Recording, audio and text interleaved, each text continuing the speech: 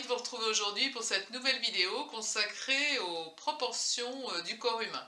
Je vais vous donner quelques notions pour appréhender le corps humain de manière à ce que vous puissiez dessiner de manière proportionnelle un personnage, évidemment. Je voulais tout d'abord remercier les nouveaux arrivants sur cette chaîne. Merci aussi également pour vos commentaires. Vous pouvez donc trouver sous la vidéo toute une description, bon, évidemment de la vidéo, mais également mon adresse mail si vous avez des questions à me poser, ma cagnotte en ligne, mon site de peinture, tout est marqué en bas, et en général tout est marqué également à la fin de la vidéo dans le générique. Concernant cette vidéo, alors essayez de prendre des notes, je vous engage à prendre des notes ou à mettre pause carrément, pour bien noter ce que je vous donne comme indication, de manière à pouvoir ensuite faire des croquis chez vous, des exercices. Voilà, et bien je vous dis à tout de suite. Donc on va travailler d'après mon Roméo. Voilà, pour les besoins de la vidéo, j'ai peint ce magnifique Roméo qui respecte les canons de la beauté, entre guillemets, enfin bref.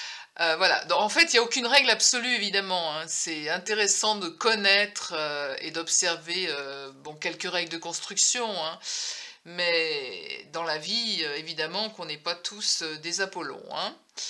Donc voilà, en fait, il faut savoir qu'en règle générale, une tête est comprise 7 fois et demi dans la hauteur totale du corps. Alors, selon certaines écoles, au XVe siècle ou même au Moyen-Âge, on disait que le corps comptait entre 8 et 10 têtes. Mais nous, on reste sur ce canon qui est de 7 têtes et demie, entre 7 et 8 têtes. Je suppose que dans d'autres tutos, vous trouverez autour de 8 têtes, mais on a 7 têtes. Voilà.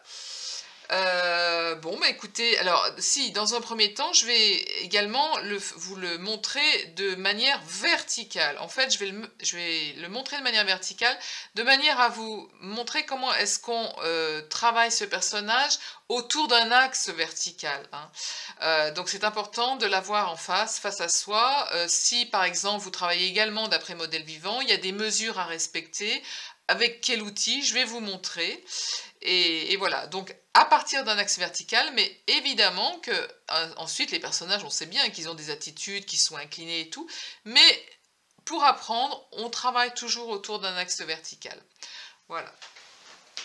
Donc pour déterminer cet axe vertical, on utilise un fil à plomb. Voilà le mien. Vous avez vu la récup. Donc vous pouvez faire n'importe quelle récupération. Vous prenez quelque chose de lourd, une ficelle. Moi j'ai pas de fil à plomb et je travaille comme ça. Alors un fil à plomb, et puis vous pouvez également utiliser un pinceau droit comme ça, pour le mettre dans l'axe vertical du modèle vivant que vous êtes en train de regarder, de façon à bien établir un axe pour pouvoir ensuite travailler de manière proportionnelle. Alors, deux choses. Donc, on reparle de cet axe. Je vais le mettre donc à l'aplomb, au sommet du crâne, vous voyez. Voilà.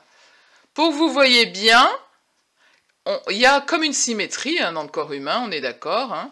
Et donc, on a un axe parfaitement vertical et le corps se divise de chaque côté.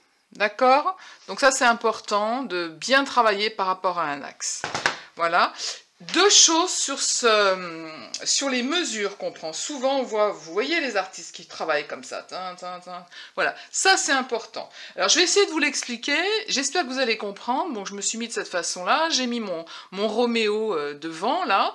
En fait, donc je prends la mesure de la tête. On part toujours de la mesure de la tête, puisqu'on a dit que la tête était comprise 7 fois et demi dans le corps humain. Donc, je ferme un œil en fait, je mets mon pouce, voilà, à la limite du menton, voilà ma dimension, la dimension que je m'octroie sur mon pinceau, et je le reporte donc 7 fois et demi, vous allez voir, vous verrez bien sur un corps humain, 7 fois et demi pour un corps standard, on va dire, d'accord? Et ensuite, quand vous êtes sur vous travaillez sur le chevalet, par exemple, et vous reportez sur votre axe que vous avez déterminé, Vous avez déterminé votre axe. Où est mon crayon? Vous avez déterminé votre axe, voilà. Et vous reportez donc. Ensuite, vous avez fait votre tête. Voilà, la tête est faite. Et donc, vous allez reporter votre tête. Cette tête que vous dessinez sur votre chevalet, vous allez la reporter 7 fois. 7 fois et demi. Hein? D'accord? Voilà. Comme ça, vous travaillez de manière proportionnelle. Vous pouvez également, moi je l'ai travaillé à peu près comme ça, mais si je décide de faire une tête plus large, voilà, une tête comme ça, j'ai mon axe. Et bien c'est pareil, je vais prendre cette dimension et je vais compter 7 fois, donc 1, 2, 3, 4, 5, vous ne me voyez plus, 6, 7, 7 et demi. Et donc, j'ai mon corps humain qui sera proportionnel à la tête, à cette hauteur et cette largeur de tête. D'accord?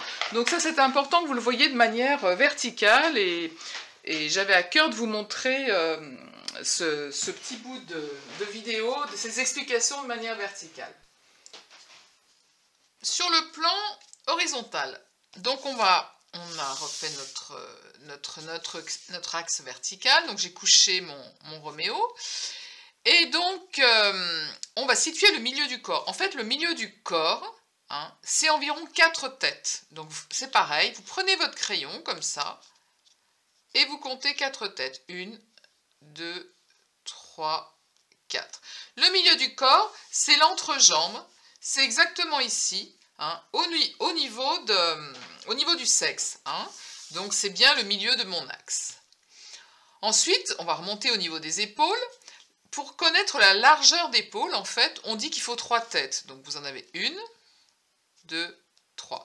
Là, on a un personnage qui est quand même assez musclé, hein, mais évidemment, ça peut varier. Et puis selon si vous travaillez sur quelqu'un de jeune ou de moins jeune, évidemment. Alors pour la femme, il y a des petites... évidemment, on est différentes, hein, je vous expliquerai après. Ensuite, la largeur du bassin, ben justement, la largeur du bassin. La largeur du bassin chez l'homme, c'est 1 tête et demie. En fait, on prend la tête et on fait 1 demi.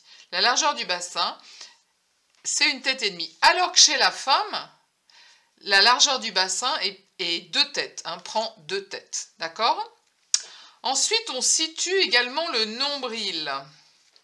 Alors, le nombril, il est environ situé à 3 têtes. 1, 2, 3. On est bien ici au niveau du nombril. On va le mettre ici, à 3 têtes.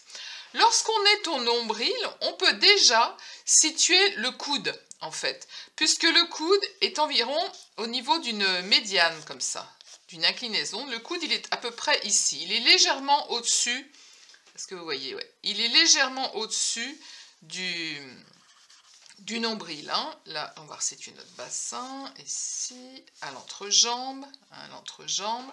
Là, on est à 4 têtes, hein, pour l'entrejambe. Ensuite, on va situer le poignet.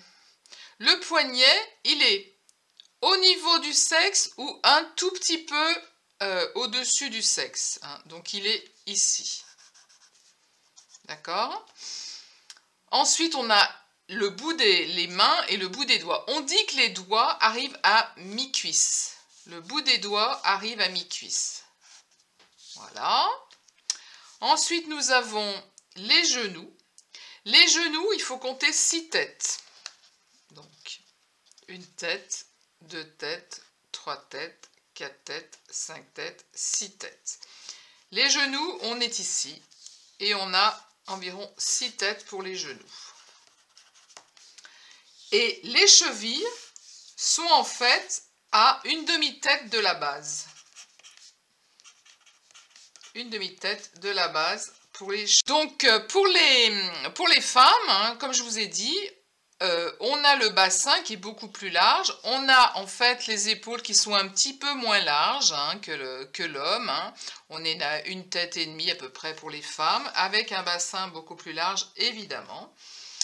Et puis voilà. Bon, j'espère que ces explications vous ont convenu. Hein. Vous voyez, bon, c'est une fois qu'on a ces règles-là, c'est assez simple. Hein. avec notre tête qui est ici, les épaules qui sont par là, et ensuite on modèle la musculature évidemment. Alors je ferai une vidéo pour vous expliquer un petit peu la musculature des épaules et du bras, avec justement là ici on a, vous voyez, le grand deltoïde ici, de manière à ce que ensuite vous puissiez arriver également, en connaissant un petit peu certains muscles, arriver à modeler un petit peu le personnage. D'accord? Bon, et bien écoutez, voilà. Pour ce qui était de mon Roméo et de ces quelques notions sur les proportions du corps humain.